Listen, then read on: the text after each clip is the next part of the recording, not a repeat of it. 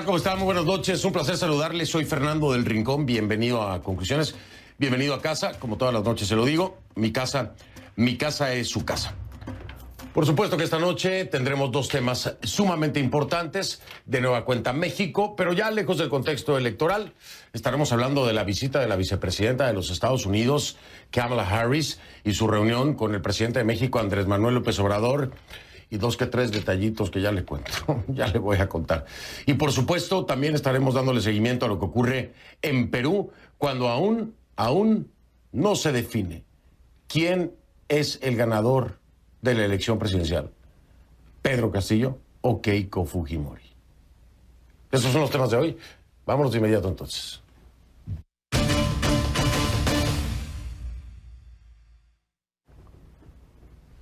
Le pido que a partir de ese momento me acompañe utilizando la etiqueta numeral Conclu Kamala MX. El hashtag es Conclu Kamala MX. Se lo voy a deletrear. Digo, por si a alguien le sirve, ¿no? Es Conclu Kamala MX. Sus comentarios, por favor, con esta etiqueta a mi cuenta en Twitter, @soyfdelrincón, @soyfdelrincón. Y dirá, ¿por qué te ríes del Rincón? Bueno, ya después le digo por qué lo deletré, es importantísimo. Esto, saber cómo se escribe el nombre de la vicepresidenta de los Estados Unidos, Kamala. ¿Ok? Bueno, hace unas horas la vicepresidenta de Estados Unidos, Kamala Harris, despegó de la Ciudad de México este martes, a donde llegó el lunes por la noche.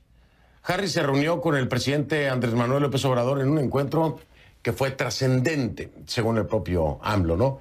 Y que embarca a los dos países en una nueva era, en palabras de la propia Harris. Es una nueva etapa. Está marcada por una cooperación profunda.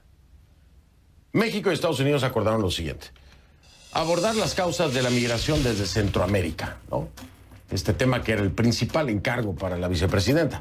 Se firmó un memorando para fomentar el desarrollo agrícola y los programas enfocados en los jóvenes en El Salvador, Honduras y Guatemala.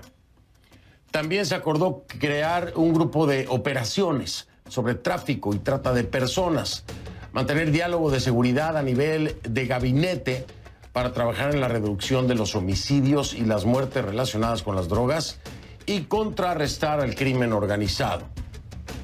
Para fortalecer la cooperación laboral, Estados Unidos va a invertir $130 millones para asistencia técnica y cooperación durante los próximos 3 años, por supuesto los 3 años que le quedan a Andrés Manuel López Obrador en el gobierno.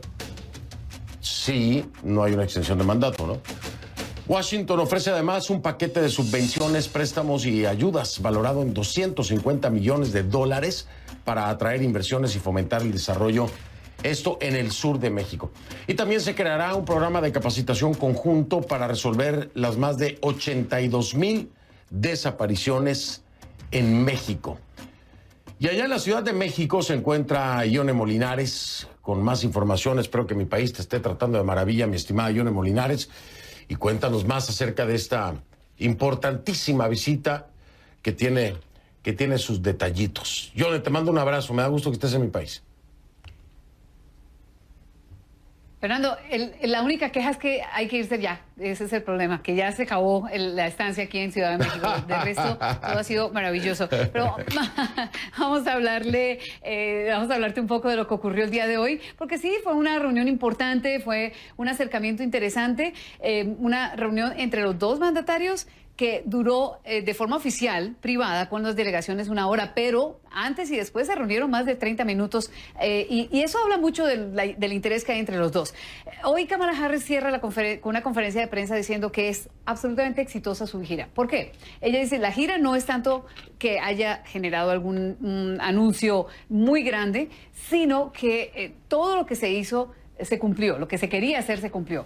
Buscar, hablar con la gente que está, los diferentes sectores que hacen parte de lo que va a ser parte de la estrategia de la Casa Blanca. Eso por un lado. Por el otro, ella dice que la idea era esencialmente abrir las puertas y comenzar a entender que las raíces de un problema es lo que se tiene que atacar primero. Ella considera que si no es la salida de los problemas económicos, si no es uno de los problemas más grandes, es el problema más grande. Y por eso está saliendo la gente hacia Estados Unidos y hacia México, ahora que también está compartiendo el mismo desafío que tiene Estados Unidos. Muchos migrantes se quedan en México antes de seguir su travesía. Ella dice también que en algún momento va a volver a la frontera, pero específicamente se refirió a lo que decía si era un problema realmente la frontera y también cuánto realmente ella piensa que se puede solucionar. Aquí está. Jeremy, le voy a decir lo siguiente, sí, lo haré y lo he hecho antes también, todo especialmente si usted es de California, usted sabe que yo he pasado mucho tiempo en la frontera, yendo hasta la frontera físicamente y estoy muy al tanto de los problemas que hay. Pero la realidad es que necesitamos priorizar lo que está pasando en la frontera y tenemos que priorizar por qué las personas están yendo hacia la frontera. Entonces, hablemos de lo que está pasando ahora en los lugares que están causando ese problema en la frontera. Creo que sería tener poca visión de que no viéramos y sugiriéramos que solamente respondamos a la reacción en vez de abordar la causa de lo que está causando esa reacción. Quiero ser muy clara que el problema en la frontera, en gran parte, y no quiero decir que es totalmente, viene de los problemas que existen en estos países. No puedo recalcarlo de manera suficiente. La mayoría de las personas no quieren irse de sus hogares. Y cuando lo hacen, normalmente lo hacen por una o dos razones. Bien sea porque están huyendo de algún peligro o porque si se quedan en casa no pueden entonces cumplir con las necesidades básicas para mantener a sus familias. Pues dos cosas relativamente destacables. Kamala Harris fue muy clara en sacudirse de las críticas que la frontera sería primero que venir a México o haber estado en Guatemala. Y decir que, pues, la verdad es que a ella se le encargó buscar una solución a las raíces de la migración irregular y eso es lo que ella vino a hacer. La frontera o una visita a la frontera puede venir en cualquier momento, eso por un lado. Y la otra es que en las conversaciones que tuvo con tanto Alejandro Yamatei como Andrés Manuel López Obrador, se habló, dice ella, de asuntos como el tráfico de drogas, especialmente de fentanil. Se habló también de la cantidad de armas irregulares que están digamos, en todo México y en todo Centroamérica, que están generando tanta violencia. Es decir, lo que ella dice es que es el momento de comenzar a invertir.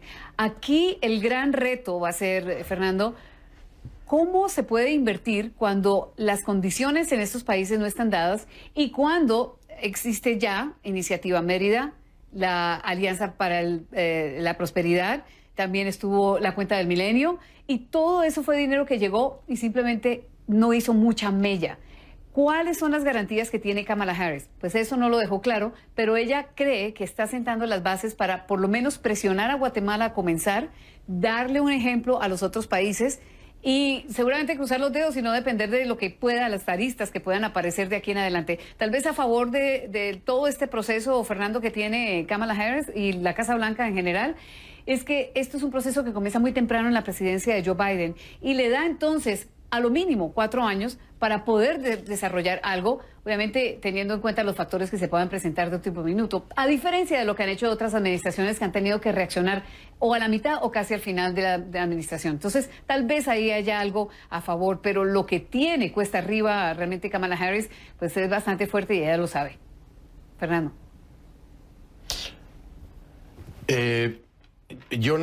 ¿Qué te puedo decir? Me parece que es muy bien intencionado lo que está tratando de hacer el gobierno del presidente Biden a través de la vicepresidenta Kamala Harris en estas visitas y en estos planes y estos acuerdos que logra en Guatemala, que logra en México. Pero tú lo decías muy bien, plata de por medio. Plata de por medio otra vez. Plata de por medio otra vez. Y aquí hay un tema que no se ha escuchado, porque, claro, puede resultar una ofensa viniendo de la voz de la vicepresidenta Kamala Harris en Guatemala, en México, pero es una realidad. Es una realidad, se llama corrupción. corrupción.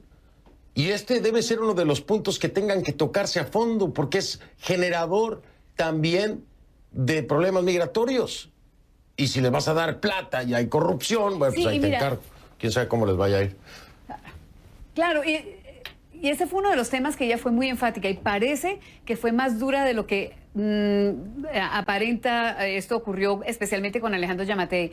Entendemos por lo que nos dicen algunas fuentes que ella fue bastante enfática y fuerte con Giammattei. En realidad, el gobierno guatemalteco es con el que puede trabajar mejor dadas las condiciones y las tensiones que hay con Honduras y con El Salvador. Entonces, ahora todo el juego se lo ha puesto, todas las cartas las tiene puestas con el presidente de Guatemala. Vamos a ver cómo reacciona, pero es corrupción que ha terminado, por ejemplo, porque la gente no crea en estos gobiernos. Y uno de los movimientos diferentes que está haciendo esta administración es poniendo el dinero en las empresas, poniendo el dinero en las organizaciones más pequeñas y no necesariamente canalizarlas a través del gobierno, que es en ese trámite donde se pierde el dinero. Sí, sí. Podemos hablar una hora entera tú y yo, como siempre, de todas estas cosas. Hay que hacer un día un programa solamente Yone Molinares y yo, y ya los dos. Le voy a decir a mi producción que me ayude para que platiquemos, porque Yone y yo tenemos buena charla. Pero te mando un abrazo, Yone. Pásala bien allá en México. Dale, cuídate mucho. Y lo hacemos en Ciudad de México, ¿cómo no? ¿Cómo no?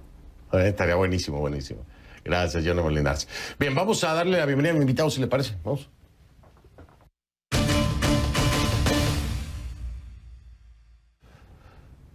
Me acompaña esta noche y le agradezco, por supuesto, a Andrés Rosenthal, subsecretario de Relaciones Exteriores de México, ex embajador ante el Reino Unido y el representante permanente de México ante las Naciones Unidas en Ginebra. Casi nada, ¿no? ¿Cómo está, señor Rosenthal? Bienvenido, gracias. Gracias, Fernando. Un gusto estar contigo y con tu audiencia. Al contrario, el gusto es todo mío. Y quiero traer a la mesa esto que le decía ya a Yone Molinares. Es algo sumamente importante. El hecho de que Estados Unidos, de buena voluntad, pretenda invertir más de nueva cuenta a través de programas de desarrollo agrícola, a través de asistencia técnica, por lo menos en México, $130 millones, 250 millones en subvenciones. Es decir, es muchísima plata. En países que se destacan mayormente por temas de corrupción, que generan, por supuesto, un efecto dominó que sacan a la gente de sus países por falta de oportunidades, de desarrollo, de empleo, de seguridad, en fin, usted conoce todo esto, señor Rosenthal. ¿Por qué no hemos escuchado esto como un tema central en la agenda de Kamala Harris? ¿Puede ser demasiado fuerte para los gobiernos de Giammattei y de Andrés Manuel López Obrador? ¿O cree que tras bambalinas en puertas cerradas se esté hablando duramente del tema de la corrupción? Bueno, el tema de la corrupción está permanentemente en la agenda, sobre todo, diría yo, con los países del Triángulo Norte de Centroamérica, no tanto quizás con México. Yo no creo que tengamos la misma situación aquí que en esos países. Y finalmente, el dinero que se comprometió la vicepresidenta hoy a dar a México, y hablo solo del tema de México, pues es una cantidad bastante pequeña frente a las necesidades que tiene mi país. La verdad es que $130 millones suena como mucho dinero, pero la verdad es que no es. Lo más importante, diría yo, Fernando, de esta reunión, para comentar lo que dijo Yani en su reportaje, es que el haber usado la etiqueta de que esta relación está entrando en una nueva era, me gusta, pero habrá que ver. Habrá que ver porque en ninguno de los temas, por lo menos públicos, que supimos respecto a lo que se habló privadamente entre la señora Harris y el presidente López Obrador, supimos nada respecto a lo que yo llamo las irritantes en la relación bilateral, que son bastantes. Todo pues fue un poco miel sobre hojuela, todo parecía muy bonito, vamos a hacer esto, vamos a hacer lo otro, vamos a tener reuniones de gabinete. Todo eso ya se ha hecho en el pasado. No creo que represente una enorme novedad. Lo que hubiera sido una novedad es que si se iba a abordar con el presidente de México la relación bilateral, pues hay una serie de temas, por ejemplo, las limitaciones que López Obrador quiere poner sobre las importaciones de maíz a México, el tema de las quejas laborales en las fábricas de General Motors, algunas violaciones del nuevo tratado, el USMCA en inglés, el TMEC en español, respecto a las compañías de energía, las restricciones que López Obrador ha querido poner sobre los agentes de distintas entidades del gobierno de los Estados Unidos que operan en México, la DEA, la FBI, la CIA, etcétera. Y todo eso no aparece en ninguno de los comunicados, ni en el comunicado mexicano, ni en el americano, ni en la conferencia de prensa. Y la verdad es que todos estos temas, como siempre en la relación bilateral, marcan el ambiente y la forma en que se lleva a cabo esta relación. Y no son nuevas. Algunas son más recientes, otras llevan mucho tiempo. Pero el tema migratorio, y sobre eso creo que seguramente se habló, pero no sabemos exactamente en qué sentido, de los mexicanos que están nuevamente creciendo en cuanto al número de personas de ciudadanía mexicana que están entrando a Estados Unidos sin papeles. Era antes, el tema era centroamericanos, por lo que pasó a principios de este año con las caravanas y con lo que pasó en la frontera con los Estados Unidos y México. Pero la verdad es que ahora más de la mitad de los detenidos por la patrulla fronteriza y por ICE en Estados Unidos son mexicanos, no son centroamericanos. Pues está creciendo, ¿no? Da cuenta, sí, por supuesto. Por supuesto. Ahora, voy a marcar pausa. Pero lo único que sí le digo, señor Rosenthal, con el tema de corrupción, que si no estamos a la par o al nivel de Guatemala o de Honduras, yo lo dudaría mucho. Mire usted lo que está pasando en este momento con el exsecretario de Relaciones Exteriores, la investigación que tiene a sus espaldas Videgaray. Vea usted lo que pasa con la investigación que tienen con el propio expresidente Enrique Peña Nieto. O sea, le puedo hacer una lista de investigaciones que hay en este momento de corrupción a los más altos niveles. Del gobierno anterior, sí, por supuesto, pero siempre pasa igual. El gobierno entrante le descubre al anterior y así se van. Pero esto es corrupción, al igual que en Honduras y en Guatemala. Es en la estructura de gobierno, de llegarse a comprobar todo lo que hoy se está investigando del exsecretario de Relaciones Exteriores, Videgaray. Va a ser un escándalo tremendo. Y habla de un nivel de corrupción en el que seguramente, si se comprueba, habrá muchos más funcionarios involucrados en eso. Le hago una lista. Me parece que es puntual este tema, es necesario, es central. Antes de hablar de cualquier otra cosa, ¿no? En términos de migración y de ayudas, si es poco, mucho dinero. Pero, al final de cuentas, si no hay transparencia, si hay corrupción, ¿cuánto pueden avanzar? Voy a hacer pausa, regreso, sigo charlando con Andrés Rosenthal, ex subsecretario de Relaciones Exteriores de México. Y más adelante en este programa, a ver, denuncian irregularidades en el conteo de votos en Perú. ¿Quién lo hace? Keiko Fujimori. Pero hay pruebas de esto. Hay pruebas de que hay irregularidades que la podrían estar afectando. Hasta ahora parece que no. Ya veremos.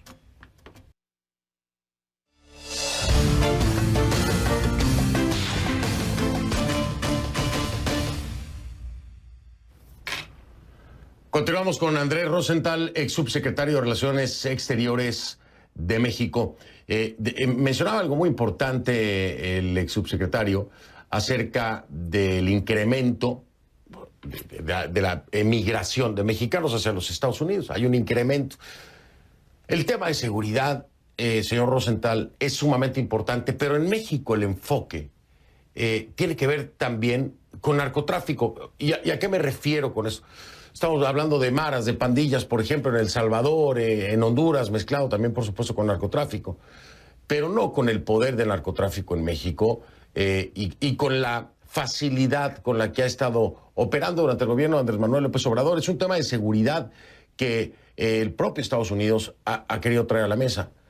¿Por qué estos temas no se ventilan en algo que sabemos hace huir inmediatamente a la gente de las poblaciones fronterizas tratando de llegar a los Estados Unidos? ¿Por qué este no es un enfoque concreto en la agenda?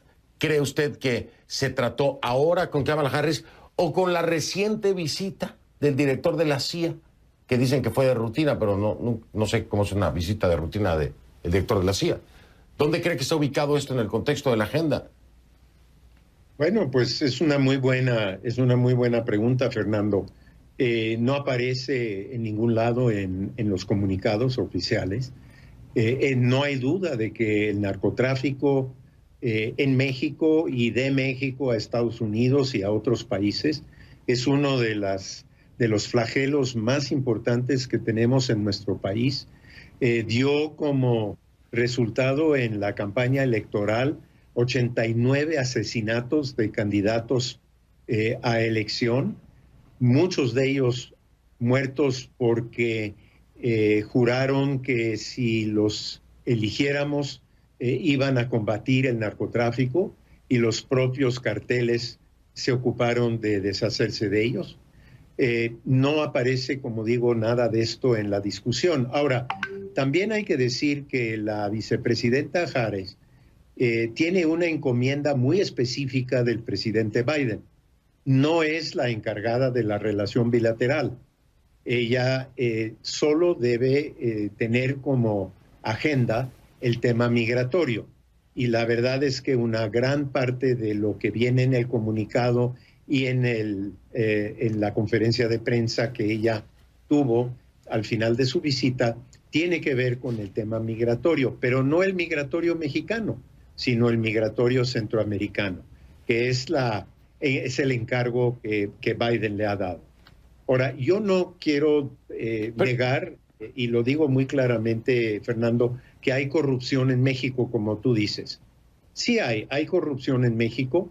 Yo creo que no alcanza algunos de los niveles donde, por ejemplo, 3 expresidentes de Guatemala están en la cárcel actualmente, acusados de corrupción. Y mencionaste el caso de Videgaray y mencionaste el caso de Peña Nieto.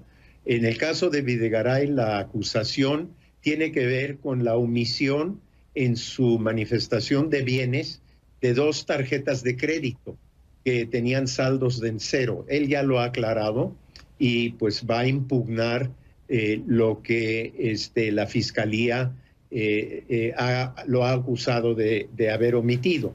En el caso de Peña Nieto no hay ninguna investigación, ninguna. Pero, señor Rosenthal, claro, yo no los hago culpables, por supuesto, de ninguna manera, pero bueno, ok, me dice de Videgaray, le digo lo de Peña Nieto, le digo lo de Lozoya, le digo lo de Genaro García Luna, le digo, o sea, a ver, hagamos una lista, y ya con eso, ya le puse ahí un ejemplo claro, más alto nivel.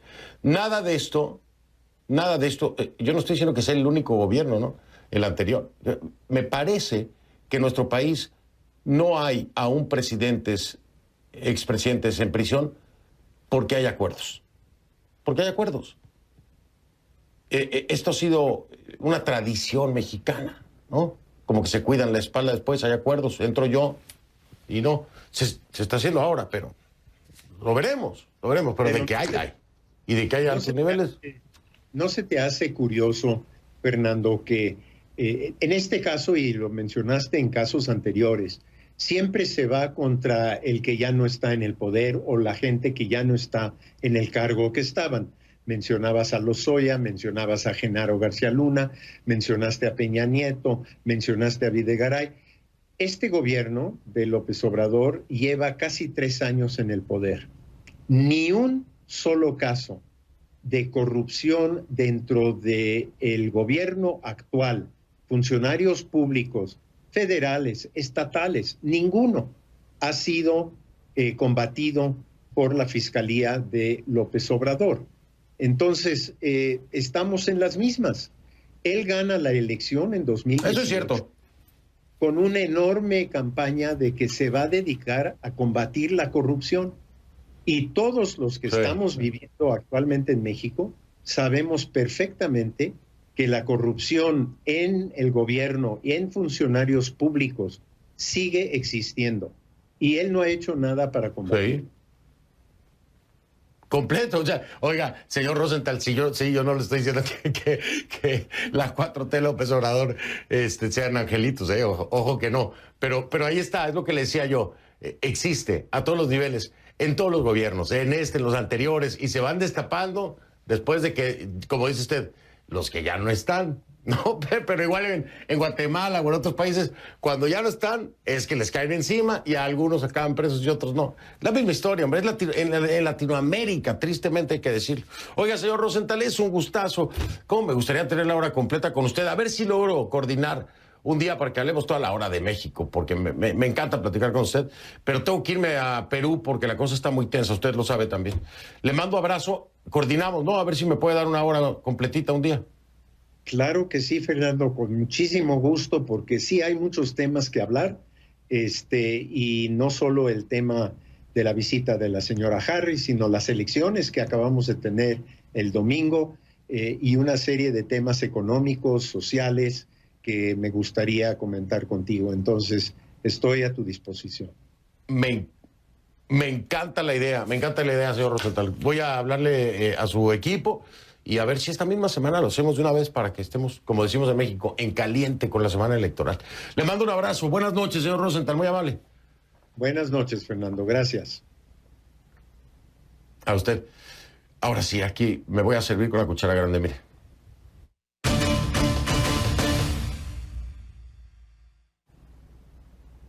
Ahora va a entender por qué le decía yo lo de Kamala. Kamala. Hay que deletrearla bien. Porque mire, durante la visita a México de la vicepresidenta de Estados Unidos, Kamala Harris, una etiqueta se hizo tendencia. Presidente Kamala. Presidente Kamala. Kamala. Sí, es en serio. Kamala. No lo dije mal. Llegó todo el programa diciéndoselo bien. Kamala. Con M. Presidente Kamala fue el hashtag. ¿Por qué? A ver, todo comenzó porque así lo pronunció, ¿sabe quién? El presidente Andrés Manuel López Obrador, quien protagonizó un papelón diplomático. Bueno, ¿qué le digo papelón? Un momento insólito. Ahí está en cámara. Esto es video de Sepropie, es video oficial. En medio de los honores propios de la visita de Estado, el recibimiento de López Obrador a la vicepresidenta en Palacio Nacional no pasó desapercibido. Presidente Kamala, mucho gusto, le dijo. Presidente Kamala. No solo le cambió el nombre, le dijo Kamala. Pero además le cambió el cargo. Le cargó le puso presidente. ¿No me cree? Escuche usted con atención. Son imágenes oficiales, le digo, de Sepropie. Y además también están en el canal de YouTube de López Obrador, por si tiene duda. Escuche usted a presidente Kamala.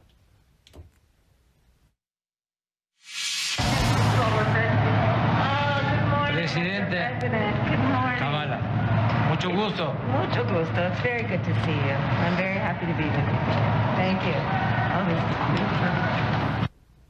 Bueno, Kamala, no Kamala. Presidente Kamala. Por supuesto que las redes sociales le reventaron, no le perdonaron la metida de pata. Es que no hay que perdonárselo, es una vergüenza, hombre, una vergüenza. Una vergüenza. Se lo tenía que haber deletreado, no sé. Le habían puesto una chuleta ahí en el piso, un prompter, un apuntador. ¿No? Porque así, además le voy a decir una cosa. Eso de Kamala Harris, el nombre, aquí en Estados Unidos fue un tema, Fue un tema fuerte. Fue un tema fuerte porque en el legislativo 2, 3 quisieron utilizarlo de mala forma y bueno, hasta el expresidente Trump. Entonces tampoco era algo así superficial el no decir bien el nombre de la vicepresidenta de los Estados Unidos. No, tiene un fondo pesado que puede resultar ofensivo. Pero independientemente de eso, que no sepa el nombre ni pronunciarlo de quien lo está visitando de otro país, de una vicepresidenta, una visita de Estado oficial, es una vergüenza, impresentable. Los usuarios de Internet tampoco pasaron por alto otra marcada diferencia, ¿no?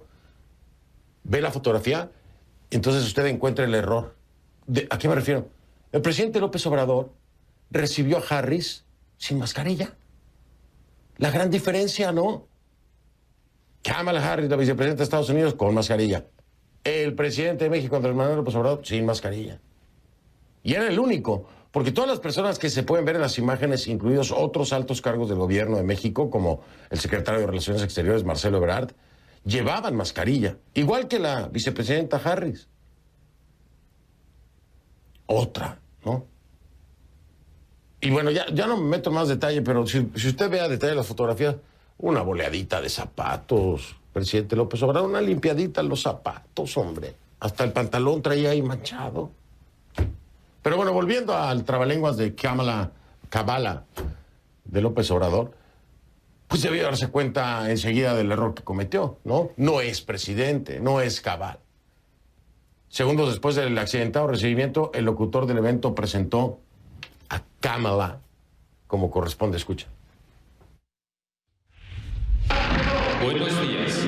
Damos la bienvenida al licenciado Andrés Manuel López Obrador, presidente de los Estados Unidos mexicanos, y a la excelentísima señora Kamala Harris, vicepresidenta de los Estados Unidos de América. Presidente Kamala, mucho gusto. Mucho gusto. It's very good to see you. I'm very happy to be with you. Thank you. Oh, this is beautiful. Presidenta Kamala. Pero fíjese usted, ¿no? ¿Cómo él no puede ni decir bien el nombre de la vicepresidenta de los Estados Unidos? Y le cambia el cargo. Presidenta Kamala. Mucho gusto. Y la vicepresidenta Kamala Harris le contesta en español. Mucho gusto. Mascarilla, sin mascarilla. Mucho gusto en su idioma. Es una vergüenza. Por supuesto, hay decenas de burlas en las redes al respecto, ¿no? Memes y etcétera. Y esta es tal vez una de las más llamativas porque viene de una persona conocida.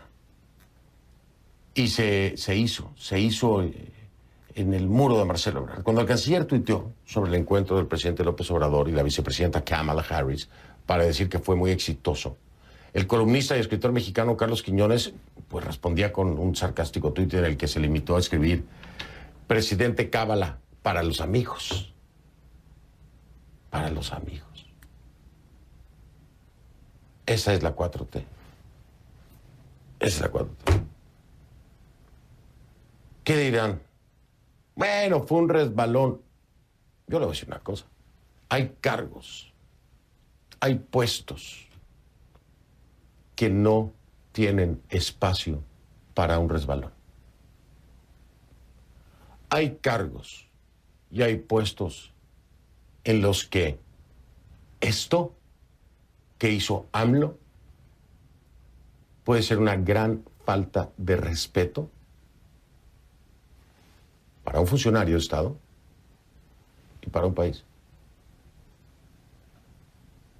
Lo más importante, ¿dónde está toda la bola de inútiles que trabajan junto a AMLO, que no le pueden decir: acuérdese, presidente, es Kamala? Ojalá me esté grabando, se propíe, se lo pase a Andrés Manuel López Obrador. Presidente, con todo gusto y con todo cariño, lo ayudo para la próxima. Grábese este pedacito. Kamala. ¿Estamos? A una pausa, regreso. En redes sociales a sus órdenes, @soyfdelrincón. En Twitter, @soyfdelrincón. Acuérdense, Kamala.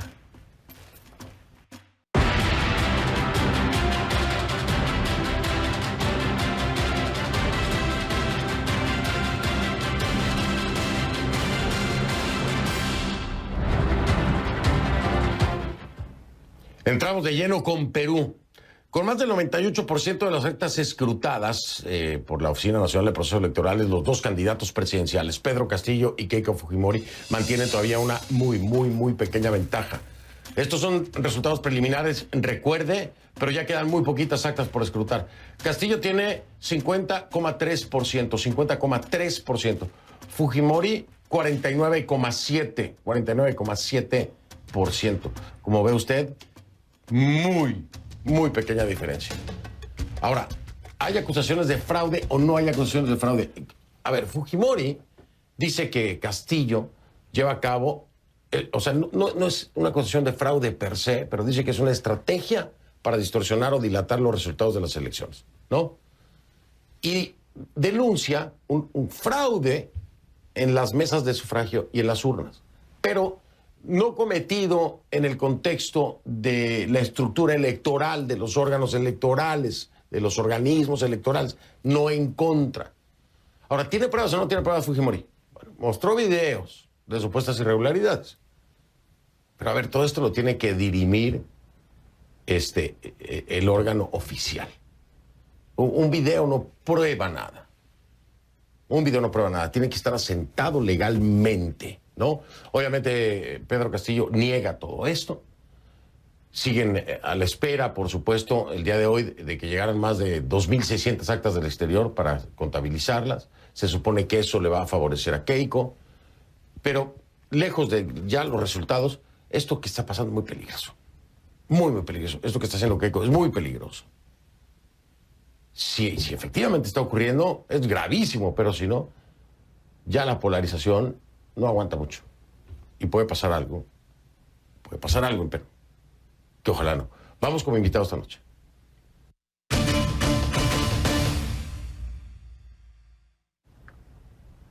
Es Fernando Tuesta, doctor en Ciencias Sociales, profesor universitario y ex jefe de la Oficina Nacional de Procesos Electorales de la OMPE en Perú, de la Oficina Nacional de Procesos Electorales. Fernando, bienvenido, gracias por acompañarme. Buenas noches. ¿Qué tal? Buenas noches, Fernando. Gracias por la invitación. Al contrario, gracias, somos tocayos. Oiga, Fernando, a ver, ¿tiene fundamento o le encuentra sustento, pies y cabeza a lo que Keiko Fujimori está denunciando? Ni lo que dijo los partidarios de Perú Libre el día domingo luego de Boca de Urna, ni lo que dijo Fuerza Popular estando en la conferencia Keiko Fujimori tienen asidero.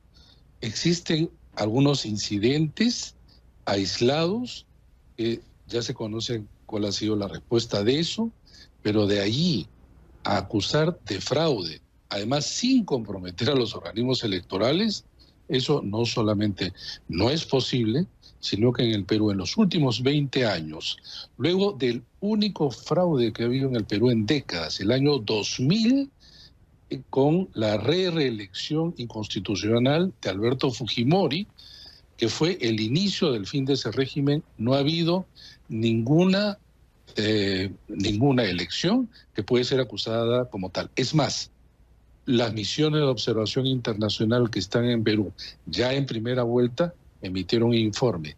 Y lo que ha habido en la campaña de la segunda vuelta es patear al árbitro. Es decir, tratar de hacer, no tratar, sino una campaña sistemática contra los organismos electorales. Porque se veía venir. Varios de ellos, entre los que me encuentro, señalábamos que se estaba preparando el terreno para desconocer los resultados. Si no me conviene el resultado, lo desconozco. Eso es lo que está sucediendo de dos candidaturas que lastimosamente utilizan una afirmación de esa naturaleza que es grave, porque es grave. En América Latina hemos pasado ya por muchos momentos difíciles, pero los procesos electorales en general han sido claros, transparentes, imparciales de parte de los organismos electorales, y es lo que ha sucedido ahora. Esos videos que justamente tú has señalado no demuestran nada. Es más, de lo que se trata de interponer cualquier acción delante del organismo electoral, no salir en conferencia de prensa mostrando uno que otro video o una que otra foto, muchas de ellas obviamente que requieren explicación, pero no es la manera. Se está cubriendo de un manto difícil en el sentido de, y peligroso, tú mismo lo has señalado, por las consecuencias que pueda tener. Hace 5 años, la señora Keiko Fujimori no reconoció el triunfo de Pedro Pablo Kuczynski por una diferencia de 40.000 votos, y fue el origen de este proceso lamentable de inestabilidad y gobernabilidad en nuestro país, que ha tenido 4 presidentes y estamos por terminar ese quinquenio, ¿no? Sí, sí, completamente, completamente. Fernando Tuesta, no quiero hacer esto, pero tengo que. Tengo noticias de último momento que me están llegando. Hay un breaking news ahorita que tiene que ver con Nicaragua. Voy a tener que recortar la entrevista al señor Tuesta. Se la repongo, le prometo que lo tengo otra vez en la semana para que sigamos hablando de esto. ¿Cómo no? Pero me tengo que ir ahora porque lo que está pasando en Nicaragua es grave. Le pido una disculpa, Grave. pero es la naturaleza de mi por el trabajo, contrario. así que No. se la repongo porque merece también atención Nicaragua. Es grave lo que sucede en Nicaragua. Gracias. Mil gracias. Fernando Tuesta, doctor en Ciencias Sociales, profesor universitario y ex jefe de la Oficina Nacional de Procesos Electorales, la OMPE Perú. Voy a hacer una pausa porque, le digo, tengo noticias de último momento de Nicaragua. Ya vengo con eso.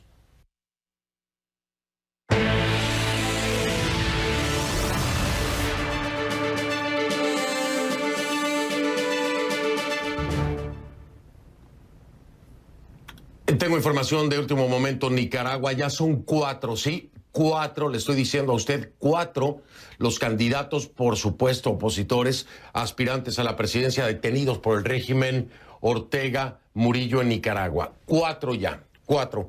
Este martes fueron detenidos Juan Sebastián Chamorro y Félix Maradiaga, según informó la Policía Nacional. A ambos se les acusa de varios presuntos delitos, entre los que se encuentran, por ejemplo, realizar actos que menoscaban la independencia y la soberanía y la autodeterminación. Más ambiguo no puede ser esto. Increíble. Incitar a la injerencia extranjera en los asuntos internos. Pedir intervenciones militares o por presuntamente proponer y gestionar bloqueos económicos, comerciales y de operaciones financieras en contra del país y sus instituciones, entre otros. Estos son los argumentos que usa el régimen Ortega Murillo para lo que le estoy diciendo. CNN está intentando establecer comunicación tanto con el equipo legal de Maradiaga como con el de Chamorro para saber cómo se declaran, que seguramente se declararán inocentes, ¿no? Pues ya son 4 los aspirantes presidenciales opositores detenidos. Prácticamente el régimen Ortega Murillo lo que está haciendo es que cualquier opositor que levante la mano para decir quiero ser candidato a la presidencia, termina detenido. Increíble. Ya regreso. F del Rincón, esa es mi cuenta en Instagram. F del Rincón en Instagram. Ahí los veo, gracias. Soy Fernando del Rincón y como siempre le digo, si no lo vio en conclusiones, no lo vio. Lo veo mañana. Muchas gracias. Pásela bien.